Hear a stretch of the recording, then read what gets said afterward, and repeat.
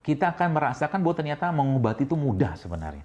Ya. Nah, tadi kan saya katakan bersihkan. Nanti kita akan bahas bagaimana kita meningkatkan daya tahan tubuh kita di era COVID kayak begini dengan menggunakan bahan-bahan ini sebenarnya. Insya Allah cukup. Cukup asal apa? Asal tenang. Ya, asal tenang. Ini yang jadi masalah sekarang. Orang kan parno luar biasa. Waspada perlu, Pak, Bu. Ya, tapi ketakutan tuh jangan, karena ketakutan bisa melemahkan atau menurunkan sistem imun kita. Ya. Dengan dengan atau tanpa adanya COVID ini, kita tetap pasti akan mati kok. Ya, pasti mati, tenang aja. Mau termasuk juga perempuan-perempuan yang menggunakan bahan-bahan anti-aging segala macam, pasti tua, tenang aja. Pada saya gitu, ya, pasti tua. Ngapain juga ribut anti-aging? Yang diperbaharui itu bukan sel kulitnya, tapi imannya diperbaharui supaya ngadepin COVID kayak begini, wabah kayak begini, ya. Bukannya was-was cemas luar biasa, ya. Sehingga akhirnya apa? Ya jadilah kayak sekarang, orang akhirnya ketakutan, kecemasan. Ya.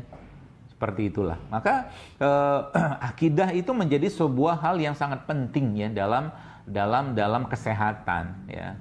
Nah, itu yang kita sekarang itu, kalau boleh saya bertanya sedikit gitu kan, dunia pengobatan modern yang digaung-gaungkan saat ini, Bapak sekalian, sampai detik ini kalau kita lihat ya, hipertensi kita belum selesai, belum selesaikan hipertensi. Coba lihat, diabetes kita belum selesaikan diabetes. Cobalah pikir. Ada yang paham lah, mungkin ada yang ditanya obat diabetes apa? Nggak ada, paling mengontrolnya saja. Kan gitu kan bahasa kita kan selama ini kan. Kita sering katakan bahwa ya namanya katakanlah hipertensi, kemudian atau mungkin diabetes, kemudian autoimun, nggak ada obatnya semua. Terus kita ngapain selama ini gitu loh? Ya, ngapain kita selama ini? Berarti ilmu yang kita dapatkan itu tidak kita cocokkan atau tidak kita selaraskan dengan apa yang disampaikan oleh baginda Nabi SAW. Nabi bilang apa? Hanya 2 penyakit yang nggak bisa sembuh, ya, yaitu apa? Tua dan mati. Kan gitu kata Nabi. Maka Rasulullah SAW, ya Bapak sekalian, ketika Abu Salamah sakit parah itu, ya, sakit parah, maka apa yang beliau sampaikan? La ba'sa, tohur, insya Allah, kata Rasulullah. Tenang aja, santai, tenang, pasti sembuh, kata Rasul. Ya, ini akan membersihkanmu. Nah, itu sakitnya parah. Terus Nabi keluar dari rumahnya Abu Salamahnya meninggal. Coba Anda bayangkan, Bapak sekalian. Di saat kondisi genting seperti itu pun Nabi kita alaihi salatu wassalam memberikan kalimat yang positif kepada orang sedang sakit. Jadi kalau ada orang tanya apa obat diabetes ada sembuhnya, diabetes itu ada obatnya nggak? Insya Allah ada. Jawabannya gitu aja. Jadi orang tenang gitu kan? Ya.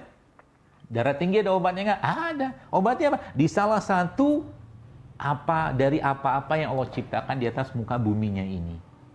Ya, dari salah satu dari apa yang Allah ciptakan di atas muka bumi, disitulah ada obatnya. Nah, gitu kan sebenarnya kan. Maka kata Nabi, katakan likulli da'in dawaun, kata Nabi, setiap penyakit itu pasti ada obatnya. Dan ada orang yang mengetahuinya dan ada orang yang tidak mengetahuinya. Ya, Masya Allah. Jadi Bapak sekalian, dari situ saya mulai, begini ceritanya ya. Begini ceritanya memperbaiki badan kita. Karena apa? Konsep holistiknya itu kita pakai di sini. Ya, contoh, kalau Anda tanya, mungkin kalau kita bertanya, misalkan sebelum mungkin tomat itu kan punya senyawa anti kanker kalau nggak salah namanya lycopene. Jadi kalau ditanya, ada orang misalkan dia punya kanker prostat atau apalah gitu kan, kanker tumor kayak begitu, dia mulai mengkonsumsi tomat gitu kan, terus kita tanya, berarti lycopene yang ada pada tomat ini yang mengobati atau menyembuhkan kankernya? Itu pernyataan yang keliru sebenarnya. Jadi kalau bilang apa menyembuhkannya, pastinya Tuhan ya, pastinya Allah, tapi jawabannya ya tomat itu secara keseluruhan. Ya, ini yang saya katakan pahamnya holistik, bukan reduksionis, bukan lycopenenya, sama juga dengan kunyit tadi. Ya, karena mereka multi reseptor, banyak reseptornya sehingga dia bisa punya peran yang sangat banyak gitu kan. Jadi Anda kalau kita minum kunyit bukan cuma sekedar dapat itunya aja, dapat anti agregasi plateletnya aja, tapi dapat yang lain. Ini juga sama nih, habatus sauda. Ya, meskipun bukan tumbuhan asli Indonesia, yang ada hadisnya. Ya, bahkan saya pernah baca itu dalam di internet itu orang-orang barat tuh menjual ini, mereka sebutnya black cumin, yang mengandung satu bahan namanya itu apa ya? Saya lupa. Belakang itu olol-olol gitu kan. Yang ternyata bahan itu punya peran untuk menyeimbangkan metabolisme hormon di badan kita. Jadi bagi bapak-bapak nih, ya, yang kalau mau hormonnya lebih baik ya memang minum ini, ya, minum habatu sauda ini, salah satu disarankan ya dan hadisnya pun jelas seperti itu. Nah, terus sekalian, lalu apa lagi yang kita bisa bahas ini?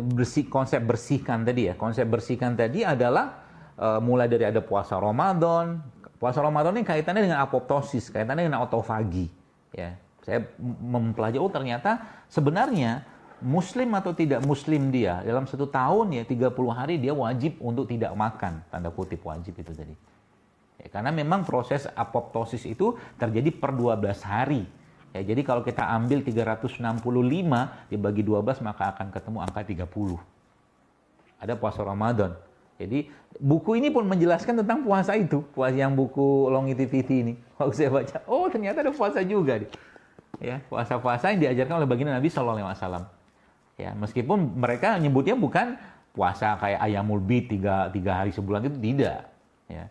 30 hari Ramadan, 6 hari Syawal, Senin Kamis, itu fasting twice a week itu ada penelitiannya juga. Ya, puasa 2 kali seminggu. Kemudian puasa puasa sunnah, dan terakhir yang paling ultimate itu puasa Daud, ya, puasa, sehari libur. Gitu loh.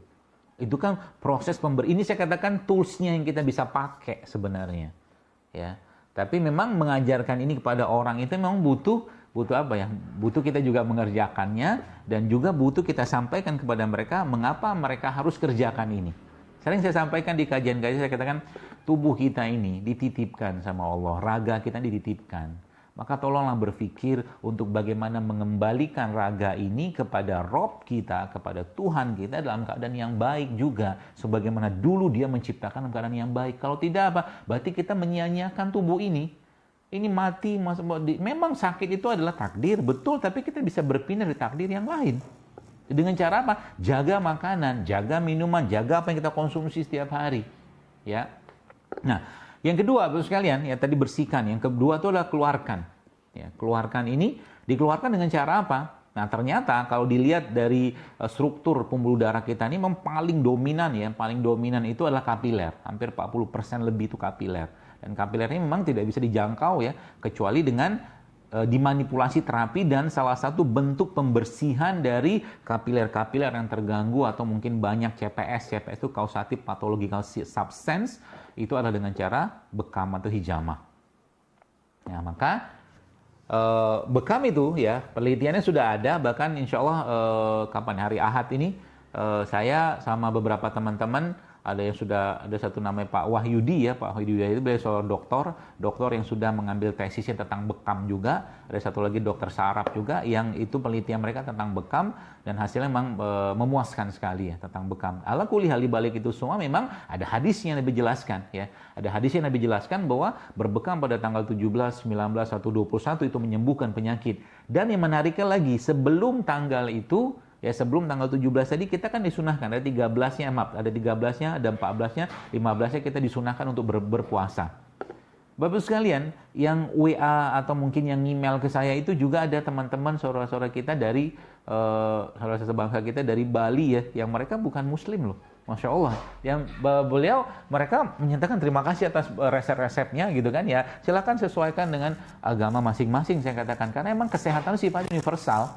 Kesehatan itu sifatnya universal, ya, lintas agama. Kita mau tolong aja, ya, seperti itu. Karena apa? Kita minta pada Allah agar ilmu tadi, saya katakan itu bermanfaat sebanyak-banyaknya bagi orang lain, gitu kan? Bukan cari gelar, bukan cari pangkat, bukan cari jabatan yang saya katakan sekali lagi nggak menyelesaikan masalah. Maka kembali saya mungkin meluruskan niat ya, saya diri dan teman-teman. Mari kita perbaiki niat tadi ya. Nah, kembali Bapak sekalian ke masalah keluarkan tadi. Nanti mungkin silakan dibaca lah tentang riset-riset tentang hijama atau blood cupping ini ya. Yang ini merupakan salah satu terapi yang luar biasa ya, yang bisa kita pakai sebenarnya. Di COVID ini pun juga sama, tentunya dengan protokol-protokol yang kita kita lakukan ya. Nah, kemudian yang terakhir ini baru masukkan. Ada kan bersihkan, keluarkan, masukkan. Nah, masukkan nih Bapak sekalian. Ya, masukkan bahan-bahan terbaik yang sudah Allah ciptakan di muka buminya ini. Ya. Kalau saya ditanya apa, misalkan contoh, dokter apa saran dokter buat orang-orang yang darahnya mengalami pengentalan? Paling gampang ini aja nih, bawang-bawangan. Jadi bawang-bawangan ini biasanya punya kemampuan mengencerkan darah yang sangat luar biasa. Ya, di buku ini pun juga dikasih tahu tuh, di buku fitoterapi tadi juga disampaikan tentang itu. Ya, bawang-bawangan memang bentuknya, kalau kita lihat bentuknya ya, kalau kita belah bawang ya, sekalian, bawang ini kan kalau dibelah gitu kan, dia bentuknya kayak saluran darah bentuknya bawang itu. Jadi masya Allah ya,